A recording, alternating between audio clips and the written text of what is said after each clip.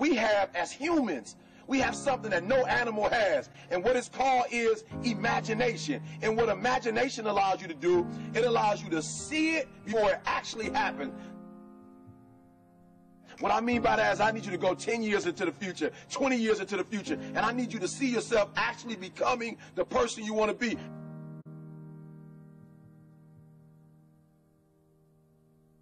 You got to live in the forward.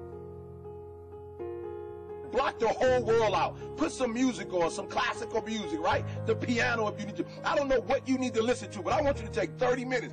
Go in the closet. Go in the basement. Go to the library. Go into a room alone. And I want you to take 30 minutes. And I want you to imagine. I want you to take 30 minutes and I want you to live in the forward. See, the problem is I'm talking to some of you guys. The problem that you're having is you're living in the future and you living in the present. And you keep talking about the mistakes. You keep talking about the past. You keep talking about your trials. You keep talking about your situation. And I want you to know that everybody that's ever been great, everybody has had an obstacle to overcome. They've had a barrier that they had to climb. There is no individual who's ever reached success and he didn't have to go through an obstacle or a barrier to get there. I need you to live in the future. I need you to go in your future every single day.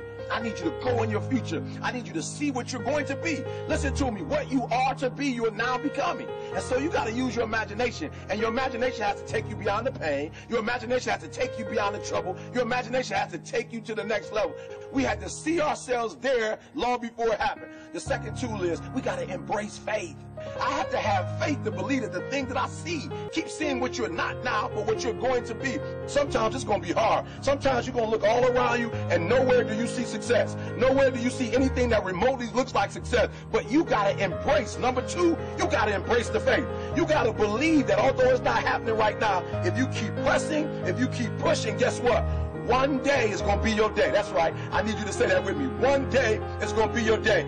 Embrace the faith. You got to be able to see it and believe it, that when there's no evidence around you, when there's no evidence around you, when you got pain in your life, when you're tired, you feel like giving up and you feel like quit. When you look around you, you don't see anything that looks anything like success. You got to embrace the faith and believe that one day going to be my day. But one day can't be your day if you give up. If you quit, no day will ever be your day.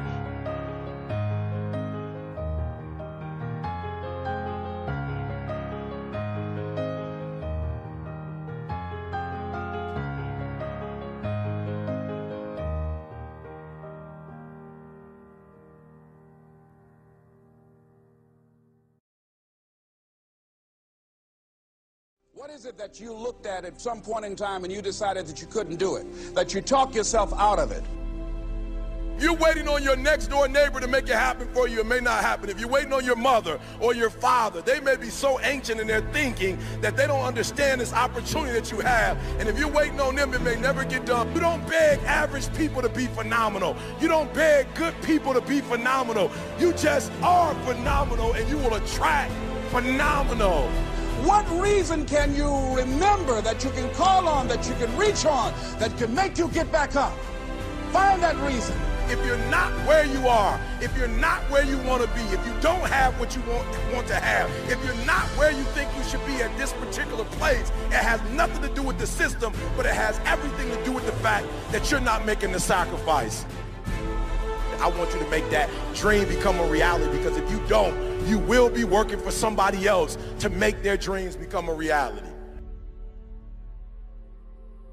Everybody is against you or don't believe in you no more.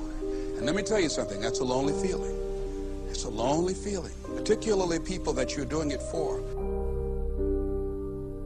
Most people take their greatness, take their ideas to the graveyard with them. Listen to me, if it was easy, everybody would do it. There are people right now who are working who don't want to work. There are people who hate their jobs, but they keep getting up to do it. The wealthiest place on the planet is the graveyard.